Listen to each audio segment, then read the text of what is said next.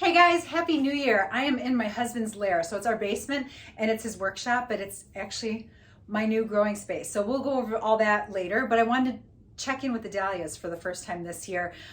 It's something that's easy to forget to do, and I need to check and make sure they're not drying out. There's no disease, no rot, because it can wreak havoc on the rest of my collection. Not that it's very big, but I want to make sure that my dahlias are happy and healthy and I'll be able to grow them this spring or summer. But let's check in with the dahlias and see what we got going on.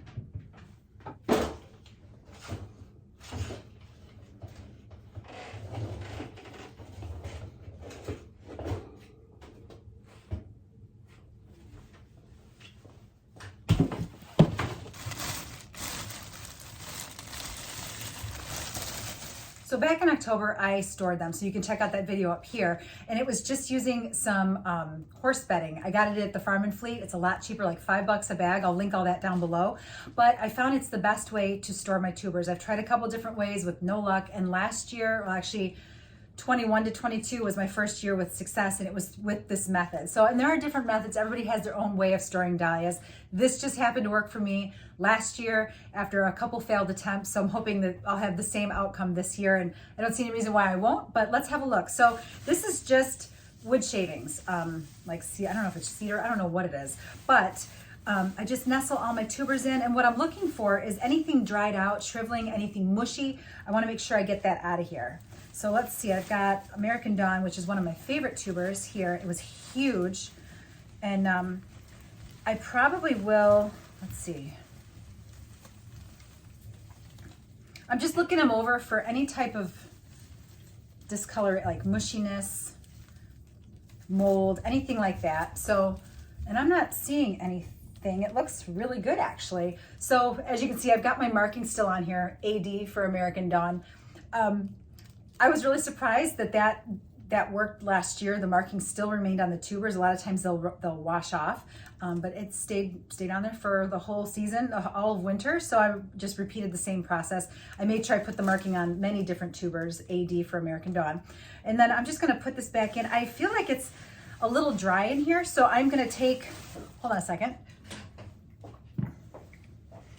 my water bottle. So dollar store. Go to the dollar store and get yourself a water bottle. It comes in really handy. Doesn't cost a lot of money, obviously. And what I'm gonna do, I'm not gonna douse this, but I wanna add some humidity to it just to keep them from shriveling up. And sometimes the dahlia tubers will shrivel up, and it doesn't mean that they're gonna die. They're likely still viable. It's just when they get to the point where they're just mush and wrinkly and everything that they look pretty bad. And hopefully we won't find any of that today. But so far, American Dawn looks good. And I don't have a huge dahlia collection. My garden is small. So let's see, what else do we have here? Oh, got this one. I don't know what this guy is, but obviously it's got a J on it. Oh, and it's got a question mark on it. It's a little guy, but looks happy. So we'll see. And then let's see. Let's see what this one looks like. Oh, I feel like I just broke something off of it, but no matter. Okay, this is Felita Solar Flare. This is another one of my, I feel like I say that all of mine are my favorites, but it's beautiful, and this one looks nice and healthy. FSF for Felita Solar Flare on here. Yeah, so it looks good. Maybe a little bit of wrinkling starting, so I'll just give this a little spritz with my spray bottle, nestle it back in. You don't have to be too precious with it either. I mean, sometimes things break off and it's gonna be all right. You don't have to sweat it too much. But I just wanna make sure, get it in there. I'm gonna give it a little bit of humidity.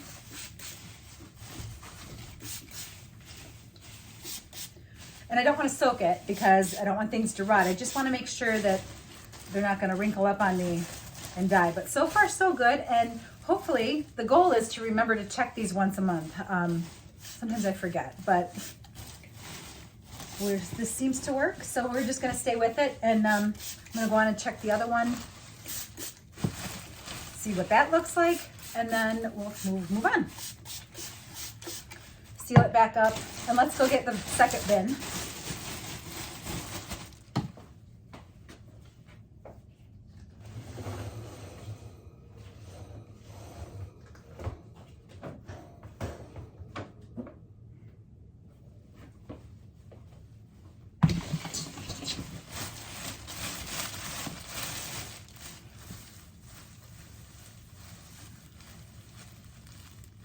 Uh-oh, I feel like things are a little mushy in this one. I don't know if you can see it. Let's see. So what you want to do is, as soon as you find something that's rotting, we'll see. What does this look like? As soon as you find something that might be rotting, you want to get it out of there because it's really contagious and it passes quickly from tuber to tuber. So, yeah. So it's just the stems that are really soft. The tubers themselves are in good shape, so I'm not gonna, but I've lost the marking on this, so I don't know what the heck this one is. So this is gonna be a surprise, but yeah. And I don't divide my tubers in the fall, I wait till the spring, and I can see some eyes on here and everything. So I'll just put this one back in there. I might clean that up a little bit and take some of that off. So one second. I forgot my snips, so I had to run upstairs and grab them, but I feel like, yeah, the stems are really mushy, so I am just gonna cut, I'm gonna cut this part off. See how mushy these guys are? I just feel like that's probably not something I wanna keep around. Yeah, kind of gross. We'll see. Keep checking on them, but these guys wanna split. Well, now I've got two if they make it, so we'll see. Okay, so let's see what else we got going on in here. I wonder if I put too much, moist, I hate that word, but I wonder if this was too damp when I put these away, because I feel like these are a lot wetter than the other ones. All right, let's see what these other guys in here look like. Now see, these look different. These look drier. That's strange. These look nice and healthy. So I don't know what's going on with the other ones, but I don't know, I guess time will tell. So let's see. Yeah, these look great. Looks good. And I did order more dahlias, so I have a few more coming. Not a lot. I wanted Nuit d'été, and Nuit d'été has been replaced with a smaller variety because Nuit d'été is a beautiful red cactus form and so pretty. And I wanted to pair it with Verbena bonariensis. It sounds like a disease, but I wanted to pair it with Verbena bonariensis because I thought the deep red and the purple would look really pretty together. And they ended up replacing, I ordered it from Longfield Garden, but they ended up replacing the Nuit d'été with a shorter variety. It looks the same, but it doesn't need to be staked, which is really, really nice. It's less work. So Nuit d'été always fell over. But let's see what this one looks like.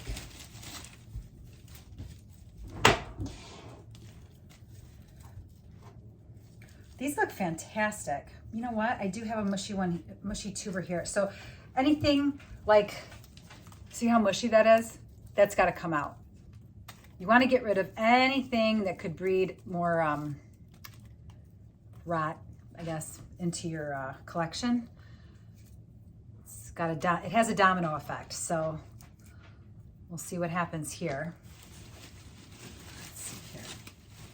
It's strange because this part of the bin feels wetter than the other side. So I'm not going to spray these guys that are on this side of the bin here. I'm going to spray this side though because they are quite dry.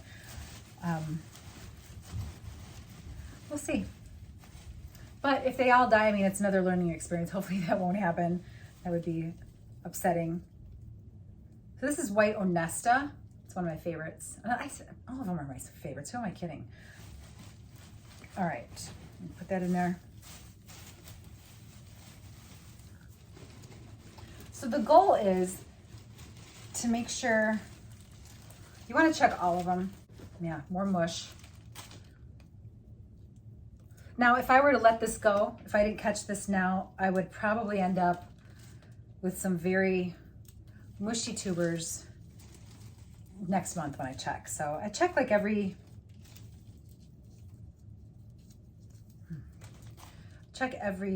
month, beginning of every month, or I try to. Sometimes I forget.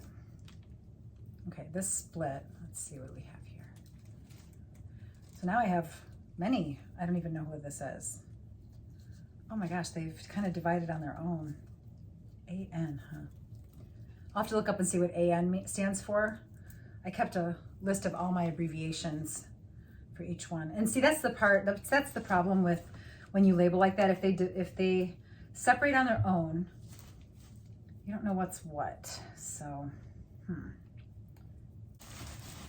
feel like some of these are going to end up being a surprise. So there's something to be said for lasting labeling, and I'll have to rethink that next year when I go to store these. Is a more effective labeling system that stays put. Okay, with the exception of a few, I think everything looks pretty good. So I'm going to go and package these up. I'm not going to spray this side. I'm just going to do this part a little bit because these guys seemed a little dry. So give them a little bit of moisture. Add some humidity to the bag, to that part of the bag, and then package it up and put it back for another month.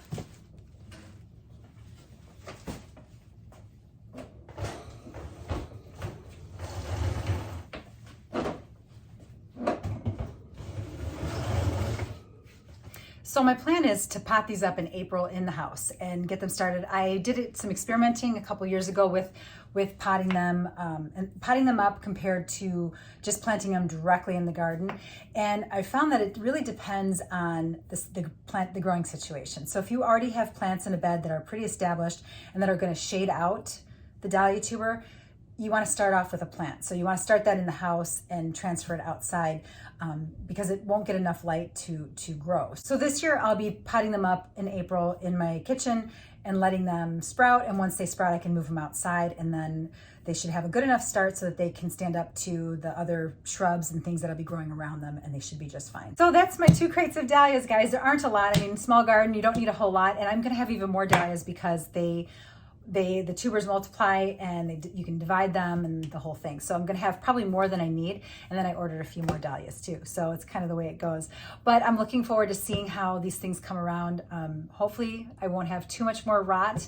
But we'll see. You never know. It's all a big experiment. So I'll have links below for the video that I did on how I store my dahlias, the supplies I use the animal bedding, so you maybe can save it for next time or next fall when you're storing your dahlias. And like I said, dahlia storage is different for everybody.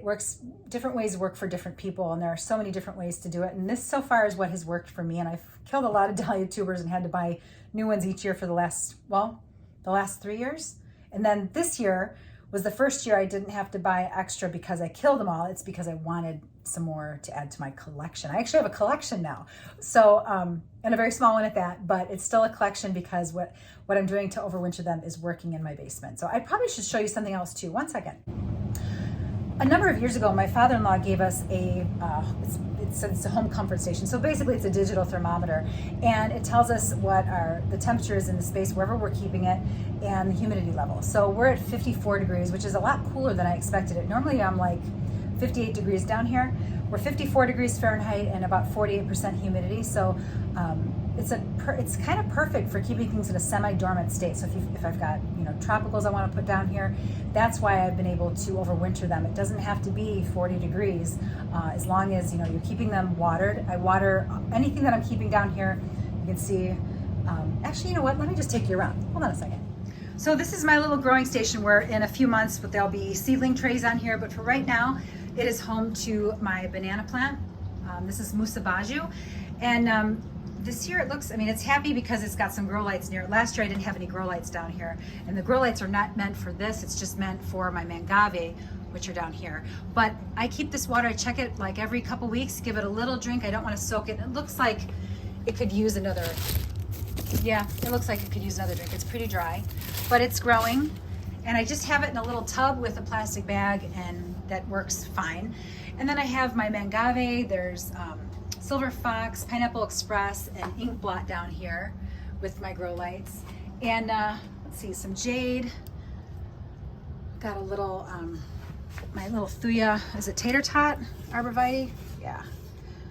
And I have a heck of a time overwintering succulents with, mealybugs. So far these guys have hung in there, but as soon as if I see any mealybugs on these succulents, their history, I'm gonna get rid of them. But this is how I grow things. And back here is my Brugmansia. So this thing is a beast to move to. It's so heavy, but it's still alive, and it's a thirsty plant. So it too, like the banana plant, gets a drink of water every couple weeks just to keep it you know, semi-dormant. So they'll be outside in a few months. Well, more like, I'll probably put all this stuff out in May, weather permitting, of course. But that is what my little grow spot looks like, and those are my dahlia crates up there. So yeah, this is where I'll be for the next couple months until we're able to move things outside. So that's my really quick dahlia check and grow station tour of the things that I overwinter. I don't have a lot. It's just things that I really love that are worth overwintering in my basement. And unfortunately, I lost my fig tree this past summer. I don't know what happened. I wasn't around a whole lot, so things kind of slipped by me, and it was one of my casualties this year. But my Brugmansia is doing well, and my Musa basjoo, my banana tree, and everything else is looking just fine. So keep checking the dahlias, and hopefully we won't have any more rot. And I'm really looking forward to this garden season. I got a lot planned, and I can't wait to share it with you. So thanks for joining me, guys, and have a great day.